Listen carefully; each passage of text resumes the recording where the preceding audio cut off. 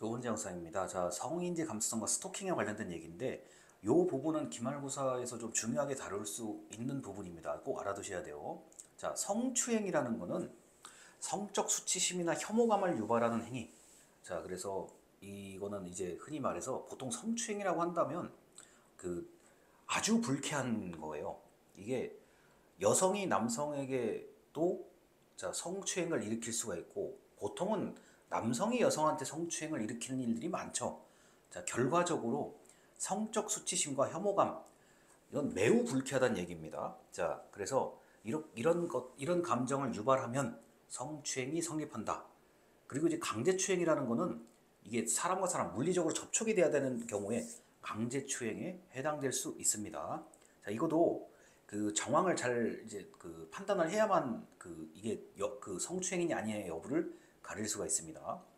자, 성적 자기결정권이라고 하는데 이거는 이제 부부 사이에서도 적용되는 문제고요.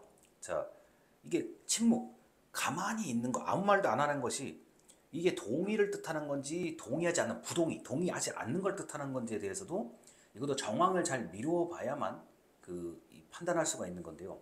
일단은 그 술을 마시고 음주 상태, 자, 술을 마시고 정상적인 판단이 어려운 상태인데 만약에 신체적으로 접촉했다 그러면 범죄입니다. 현재 우리나라의 판례는 그 음주 상태인데 정상적으로 비몽 사몽 정도가 아니라 이건 굉장히 뭐 만취되거나 보통은 이제 그 이게 내가 지금 뭘 하는지도 잘 모르는 그런 상태일 때 만에 하나라도 자 접촉이 발생하면 범죄입니다.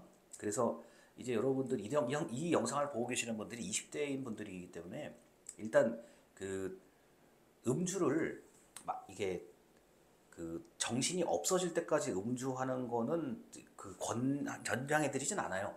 자, 예를 들어서 이제 특히나 그 이성과의 그 술을 마실 때는 정상적인 판단이 어려운 상태까지 마시면 좀 그 본의 아니게 굉장히 곤란한 일이 있을 수도 있습니다. 자, 그래서 그 술을 마시는 것까지는 뭐 저도 술을 잘 마시는 사람이니까 뭐 충분히 그 마시는 것에 대해서는 전혀 뭐라고 할 게 아닌데 정상적인 판단이 어려운 상태까지 술을 마시는 것 그리고 이 만에 하나라도 자 이성 간에 불필요한 접촉이 있게 되면 이게 범죄에 해당될 수 있습니다.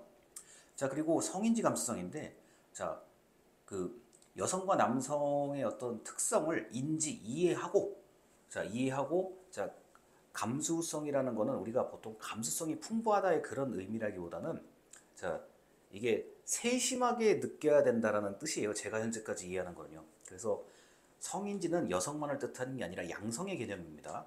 여성과 남성이 자, 이 특성, 각자의 특성을 이해하고 자, 감수성, 굉장히 세심하게, 좀 섬세하게 이 다뤄야 된다는 거예요. 그래서 피해자 입장에서는 자, 이게 특히나 그 성폭력, 성희롱 뭐 이런 피해를 당하신 분들 입장에서는 그 사실을 진술해야 되는 일들이 종종 있거든요. 그게 이제 보통은 경찰서에서 한번 진술을 하고 법원에서 진술을 하는데 그런 진술을 하는 것 자체가 그러니까 사실이 겪었던 일을 그대로 말하는 것 자체가 2차 피해를 일으킬 수 있다는 논의가 벌써 몇 년 전부터 나와요. 그래서 이 성인지 감수성은 피해자의 입장에서 2차 피해 등을 세심하게 고려할 때 이제 그 성인지 감수성을 좀 지켜야 된다라는 거고 부정적인 여론, 그 다음에 뭐 재산상 불이익, 뭐 회사에서 뭐 해고됐다는가 이런 거, 그다음 정신적 피해 같은 거, 이 굉장히 큰 피해가 있습니다. 그래서 보통은 방 밖으로 안 나오려고 할 정도로 극심한 피해를 입는 경우들이 있는데 이런 2차 피해는 굉장히 광범위하게 일어나고 있다. 자, 그래서 성인지 감수성은 그 성인지 감수성이 없다라는 성인지 감수성을 없다 또는 자 이거를 좀 이게 상당한 문제가 있다라는 기준은 성적 수치심과 혐오감이라고 보시면 되고요. 자 이런 것을 느꼈을 때 자, 성인지 감수성에서 이제 벗어나게 되는 위험한 행동이라고 할 수 있습니다. 자 이거는 물리적 접촉뿐만 아니라 가장 흔히 이제 실수하는 게 말이죠. 언어죠. 자 차라리 글은 그나마 덜해요. 글로 문제가 생기는 경우보다는 말이 압도적으로 많고요. 그 다음에 이제 불필요한 자, 신체적 접촉이라는 거죠. 자, 그래서 성추행, 성적 자기결정권, 성인지 감수성 이런 것들은 전부 다 그 일단 애초에 이런 상황이 없도록 주의하는 게 가장 좋죠. 예를 들어서 이게 뭔가 내가 지금 이런 말을 하면 안 되겠구나. 그러니까 사람이 마음으로 생각하는 거는 뭐 그럴 수 있어요. 그런데 이제 이게 이런 표현은 뭔가 좀 아닌 것 같다. 그 다음에 이제 눈치를 잘 봐야죠. 이건 뭐 여성이나 남성이나 똑같은 건데 주변 상황을 고려하고 그 다음에 상대방의 입장을 좀 고려해서 상당히 세심하게 접근을 해야 되는 게 이 성의지 감수성, 성적 자기결정권, 성추행 개념입니다. 자, 그리고 이제 요새 만들어진 법 중에 스토킹 처벌법이 있죠. 자, 이건 가장 중요한 게 지속적이고 반복적인 행위가 된다는 거. 그 다음에 불안감과 공포감을 유발하는 행위가 더해졌을 때 스토킹에 해당이 되고요.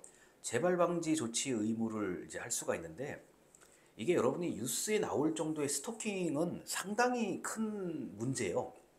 뭐 보통 이제 여성이 혼자 사는 집 근처에 따라가서 이제 현관문을 열려고 한다든가 그다음에 이게 드문 것 같지만 드물지 않는 사례 중에 하나가 이제 창문으로 지켜보는 경우들이 있어요.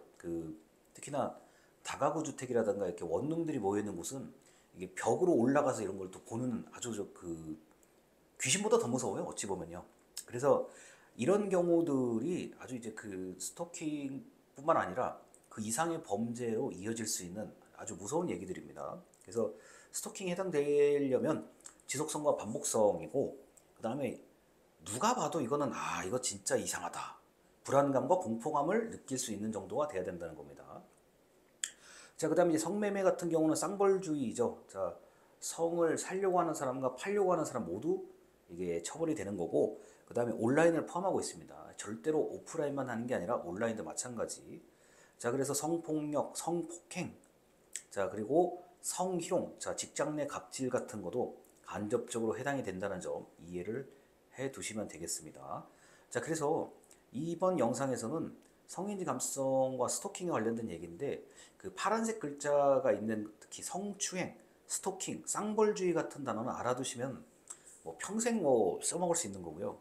그리고 이제 성인지 감수성과 성적 자기결정권에 대해서 한 번쯤은 고민을 해보셔야 된다는 거. 그리고 법을 떠나서 이렇게 형법적인 차원을 떠나서 이게 내가 이걸 지금 표현을 해야 되냐 말아야 되냐. 그다음에 주변의 상황을 잘 봐야 된다. 눈치를 잘 보고 이게 부적절하다라는 스스로 생각을 하면 아예 행동을 안 하셔야 됩니다. 특히나 말하는 게 제일 중요합니다. 제가 볼 때는 말 때문에 이게 모든 일이 커지게 되더라고요. 자, 그래서 성인지 감수성과 스토킹에 대한 얘기까지 해서 마치도록 하겠습니다. 감사합니다.